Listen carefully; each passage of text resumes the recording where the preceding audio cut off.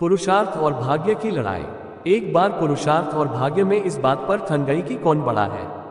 पुरुषार्थ कहता कि बगैर मेहनत के कुछ भी संभव नहीं है, जबकि भाग्य का मानना था कि जिसको जो भी मिलता है भाग्य से मिलता है, परिश्रम की कोई भूमिका नहीं होती है। उनके विवाद ने ऐसा उग्र रूप ग्रहण कर लिया कि दोनों को देवराज इंद्र के पास जाना पड़ा। झगड़ा बहुत ही पेचीदा था, इसलिए इंद्र भी चकरा गए। पुरुषार्थ को वे नहीं मानते जिन्हें भाग्य से ही सब कुछ प्राप्त हो चुका था। दूसरी तरफ अगर भाग्य को बड़ा बताते तो पुरुषार्थ उनका उदाहरण प्रस्तुत करता जिन्होंने मेहनत से सब कुछ अर्जित किया था। असमंजस में पड़ गए और किसी निष्कर्ष पर नहीं पहुंचे। काफी सोचने के बाद उन्हें विक्रमादित्य की याद आई। उन्हें लगा सारे विश्व में इस झगड़े का समाधान सिर्फ वही कर सकते हैं। उन्होंने पुरुषार्थ और भाग्य को विक्रमादित्य के पास जाने के लिए कहा। पुरुषार्थ और भाग्य मानव भेष में विक्रम के पास चल पड़े। विक्रम के पास आकर उन्होंने अपने झगड़े की बात रखी। विक्रमादित्य को भी तुरंत कोई समाधान नहीं सूझा। उन्होंने दोनों से 6 महीने की मोहलत मांगी और उनसे 6 महीने के बाद आने को कहा। जब वे चले गए तो विक्रमादित्य ने काफी सोचा। किसी निष्कर्ष पर नहीं पहुंच सके तो उन्होंने सामान्य जनता के बीच भेष बदलकर घूमना शुरू किया। काफी घूमने के बाद भी जब कोई संतोषजनक हल नहीं खोज पाए तो दूसरे राज्यों में भी घूमने का निर्णय किया। काफी भटकने के बाद भी जब कोई समाधान नहीं निकला तो उन्होंने एक व्यापारी के यहाँ नौकरी कर ली। व्यापारी ने उन्हें नौकरी उनके ये कहने पर दी, जो काम दूसरे नहीं कर सकते हैं वे कर देंगे।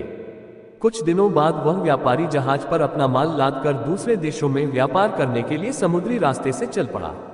अन्य नौकरों के अलावा उसके साथ विक्रमादित्य भी थे। जहाज कुछ ही दूर गया होगा कि भयानक तूफान आ गया। जहाज पर सवार लोगों में भय और हताशा की लहर दौड़ गई। किसी तरह जहाज एक टापू के पास आया और वहां लंगर डाल दिया गया। जब तूफान समाप्त हुआ तो लंगर उठाया जाने लगा, मगर लंगर किसी के उठाए न उठा। अब व्यापारी को याद आया कि विक्रमादित्य ने ये कहकर नौकरी ली थी कि जो कोई न कर सकेगा वे कर देंगे। उसने विक्रम से लंगर उठाने को कहा। लंगर उनसे आसानी से उठ गया। लंगर उठते ही जहाज ऐसी गति से बढ़ गया कि टापू पर विक्रम छूट गए। उनकी समझ में नहीं आया क्या किया जाए। द्वीप पर घूमने फिरने चल पड़े। नगर के द्वार पर एक पट्टिका टंगी थी जिस पर लिखा था कि वहां की राजकुमारी का विवाह विक्रमादित्य से होगा। वे चलते चलते महल तक पहुंचे। राजकुमारी उनका परिचय पाकर खुश हुई और दोनों का विवाह हो गया। कुछ समय बाद वे कुछ सेवकों को साथ ले अपने राज्य की ओर चल पड़े। रास्ते में विश्राम के लिए जहां डेरा डाला वहीं एक सन्यासी से उनकी भेंट हुई। सन्यासी ने उन्हें एक माला और एक छड़ी दी। उस माला की 2 विशेषताएं थी। उसे पहनने वाला अदृश्य होकर सब कुछ देख सकता था तथा गले में माला रहने पर उसका हर कार्य सिद्ध हो जाता। छड़ी से उसका मालिक सोने के पूर्व कोई भी आभूषण मान सकता था। सन्यासी को धन्यवाद देकर विक्रम अपने राज्य लौटे। एक उद्यान में ठहरकर संग आए सेवकों को वापस भेज दिया तथा अपनी पत्नी को संदेश भिजवाया कि शीघ्र ही वे उसे अपने राज्य बुलवा लेंगे।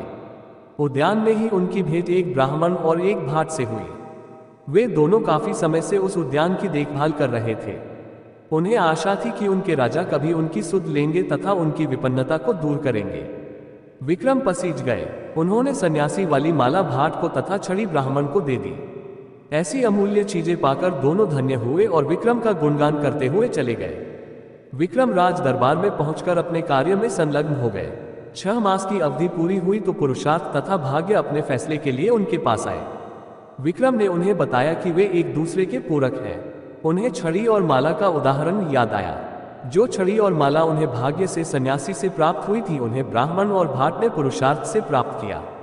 पुरुषार्थ और भाग्य पूरी तरह संतुष्ट होकर वहां से चले गए।